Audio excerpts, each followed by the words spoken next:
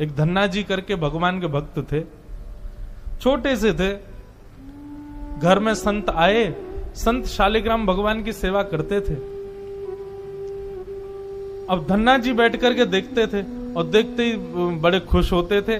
कभी दही से स्नान, दूध से स्नान, पंचामृत से स्नान, जल से स्नान, फिर इत्र आदि लगा के, तिलक लगा के उनकी आरती पूजा, तुलसी अर्पण, ये सब देख करके धन्ना जी को बड़ा आनंद आता था। अब भले ही खेल के रूप में सही, धन्ना जी को बड़ा मन लगता था उसमें।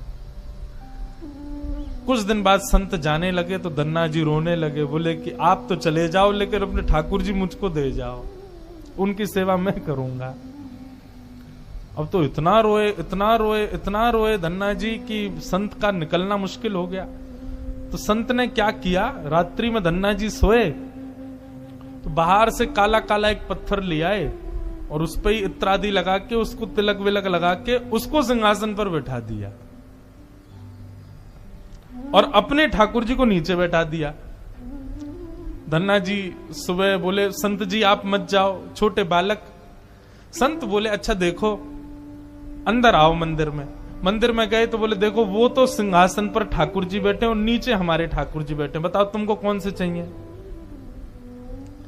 धन्ना जी बोले, मैं तो सिंहासन वाले लूंगा, बड़े वाले ठाकुर जी मेरे। बोले ठीक है, तो उनकी सेवा करो, अब हमको जाने दो। अपने शालिग्राम जी को लेकर के संत चले गए। अब धन्ना जी उस पत्थर की सेवा करते हैं, असली शालिग्राम तो संत अपने संग ले गए, लेकिन धन्ना जी इतने भाव से सेवा करते थे। महाराज लाल तिलक लगाने के लिए मां ने रोली नहीं दिलाई तो ईंट ले आए, ईंट को घिस करके उसी से लाल लाल रोली बना दी, वही लगाते। भोग धराने के लिए फल तोड़ लाते। मतलब सेवा की व्यवस्था नहीं होती थी तो धन्ना जी कैसे ना कैसे करके करते थे। छोटे से बालक हैं, खेल खेल में सेवा करते थे। बीच में संत किसी और के घर में आए तो धन्ना जी वहां जाके अपनी सब सेवा बताते, मैं ऐसे ऐसे करता हूं। संत बोले, भोग नहीं लगाते अपने ठाकुर जी का। बोले भोग, बोले तुमको भूख लगती है। बोले हाँ, ऐसे ठाकुर जी को भी भोग लगाना चाहिए ना।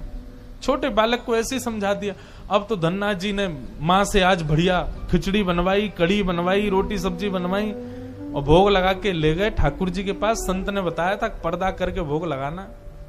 पर्दा लगा दिया, भोग ठाकुर जी के सामने धर दिया। धन्ना जी बार बार पर्दे में से देखें, खा ही नहीं रहे, ठंडा हो जाएगा भोग।